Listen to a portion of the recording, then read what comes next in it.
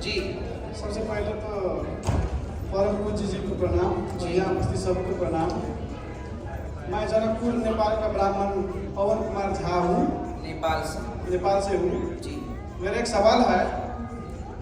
कोई कहता है कि राम बड़ा, कोई कहता है कृष्ण बड़ा, कोई कहता है हनुमान बड़ा। तो देव तो अनेक है, लेकिन सबसे बड़ा देव कौन है? और पहले इस प्रश्न में इसी के साथ जुड़ा हुआ दूसरा प्रश्न है। पहले ही प्रश्न हो जाने दो, इसका उत्तर फिर दूसरा प्रश्न करना।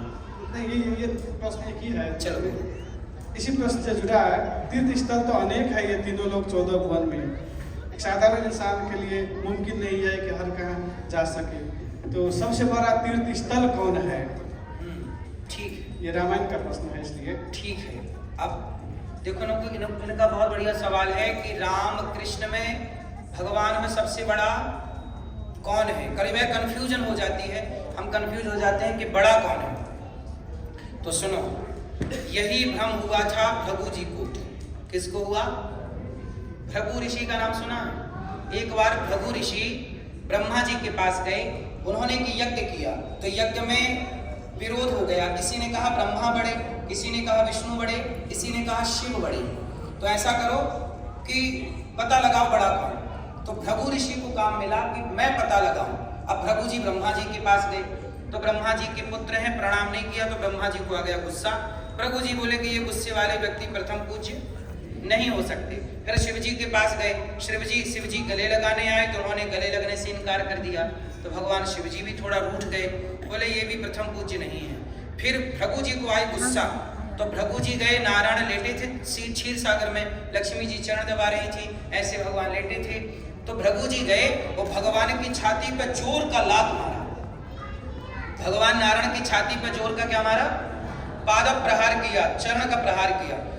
इसलिए आपने देखा होगा, जो आपके घर में छोटे से गोपाल जी होते हैं, उनके छाती पर पांव का निशान होता है। कभी ध्यान से देखना, वो चरण का चिन्ह जो है वो भृगु ऋषि का।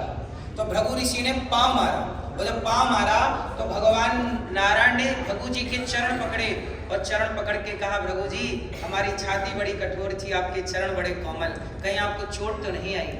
तो भृगु जी पानी पानी हो गए, और चरणों में गिर पड़े कि प्रभु मैंने आपका अपमान किया, आपकी छाती पे लात मारा, और आप मेरे से पूछ रहे हैं कि चोट तो नहीं लगी? हे प्रभु, आप जैसा दयावान, आप जैसा दीन बंधु केवल आप हैं, इसलिए प्रथम पूज्य। तब निर्णय हुआ कि इस धरती में प्रथम पूज्य भगवान विष्णु हैं, भगवान नारायण हैं, और वही नारायण के 24 अवतार हैं। हमारे भगवान विष्णु के कितने अवतार हैं? 24। उन 24 अवतारों में एक अवतार है नरसिंह अवतार। बोलो हाँ। एक अवतार है राम, एक अवतार है कृष्ण, एक अवतार है वामन, एक अवतार है धनवंतरी, एक अवतार है कच्छप, एक अवतार है मत्स्य, एक अवतार है हयग्रीव। तो ऐसे भगवान के 24 अवतार हैं। परशुराम जी, बलराम जी उन्हीं के अवतार हैं। तो भगवान के 24 अवतार हैं। तो 24 अवतारों में 24 अवतार श्रेष्ठ हैं, जिनमें कि 2 श्रेष्ठ हैं। भगवान विष्णु के 2 अवतार मुख्य, राम और कृष्ण। तो राम, ये कोई इनमें छोटा बड़ा नहीं होना चाहिए, को बड़ छोट कहत अपराधु। जो राम है वही कृष्ण है। राम जी के कुछ काम अधूरे रह गए, राम जी के अधूरे काम करने के लिए भगवान कृष्ण को आना पड़ा। बात समझ में आई? तो राम और कृष्ण दोनों एक ही है। नाम हमारे भगवान के 1000 नाम है। विष्णु सहस्त्र नाम पढ़े होंगे, नहीं पढ़े तो सुन लीजिएगा। विष्णु सहस्त्र नाम में भगवान के 1000 नाम है। 1000 नाम में राम भी उनका नाम, कृष्ण भी उनका नाम, गोपाल, मनमोहन, मदन मुरारी, मदन मुरारी, रघुनंदन, पुंडरीकाक्ष, कृपा निधान, करुणा निधान, भक्त वत्सल, दीनानाथ, दीन बंधु, किसी भी नाम से पुकारो। जगन्नाथ, द्वारिकानाथ, बद्रीनाथ, किसी भी नाम से पुकारो। रंगनाथ, किसी भी नाम से। नाम अनेक, रूप अनेक, रूप रूपाय विष्णवे प्रभु विष्णवे। अनेक रूप है, अनेक नाम है, पर भगवान एको ब्रह्म द्वितीयो नास्ति।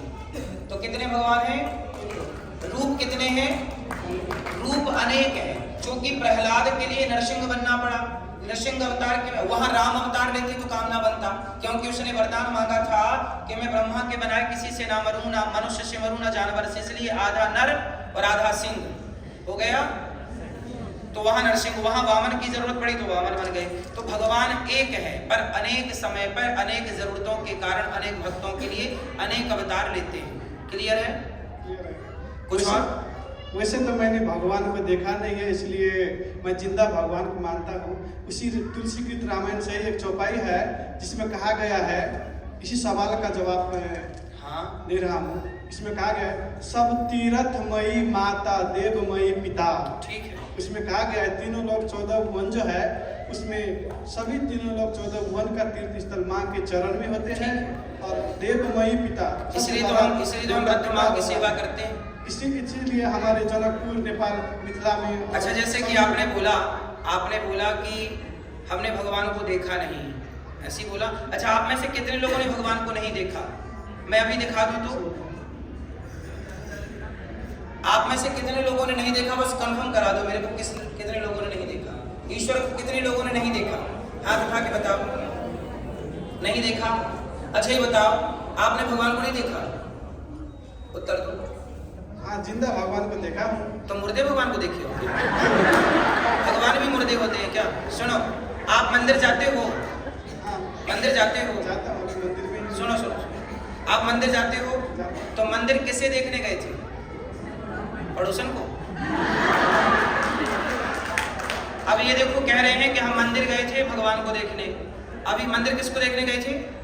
भगवान को देखने। और अभी क्या कह रहे हो कि हमने भगवान को नहीं देखा?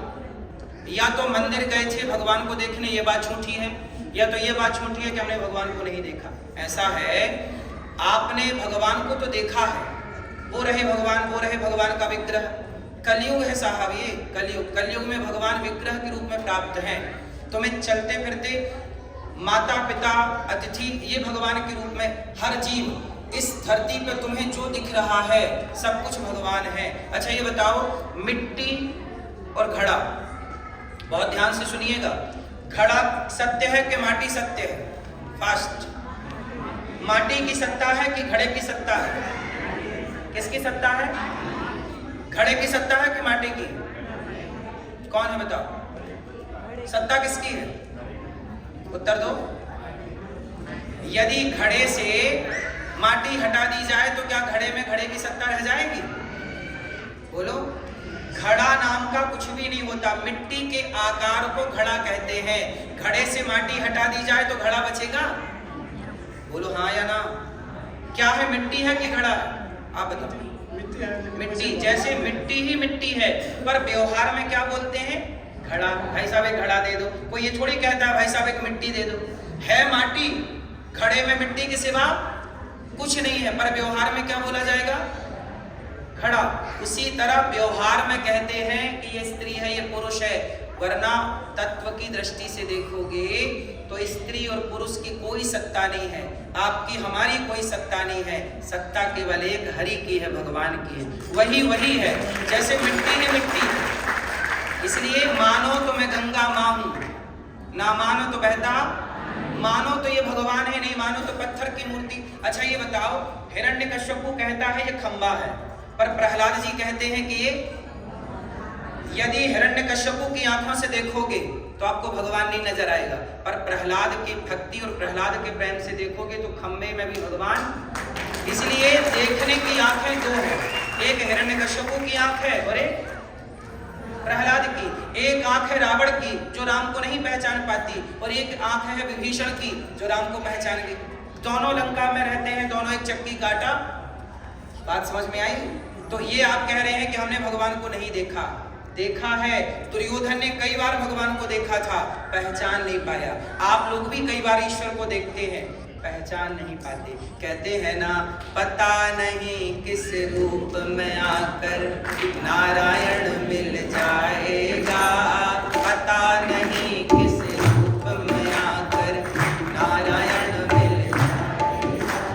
निर्मल मन के दर्पण में वो राम का दर्शन पाएगा, निर्मल मन के दर्पण में वो राम का दर्शन। निर्मल मन के दर्पण में कहा ना, तुमने आंगन नहीं बुहारा, चंचल मन को नहीं सुधारा, कैसे आएंगे भगवान, कैसे आएंगे। तो यहाँ जब निर्मलता नहीं होगी तब आप यही कहोगे कि भगवान तो दिखते नहीं है नहीं, लेकिन निर्मलता यहाँ आएगी तो फिर तो हरि व्यापक सर्वत्र समाना। नामदेव जी नाम के एक महाराष्ट्र में भक्त हुए हैं, उन्होंने कुत्ते में भगवान का दर्शन किया था।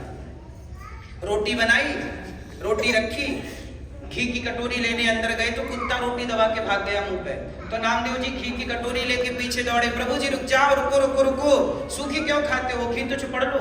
लोग बोले वो कुत्ता है।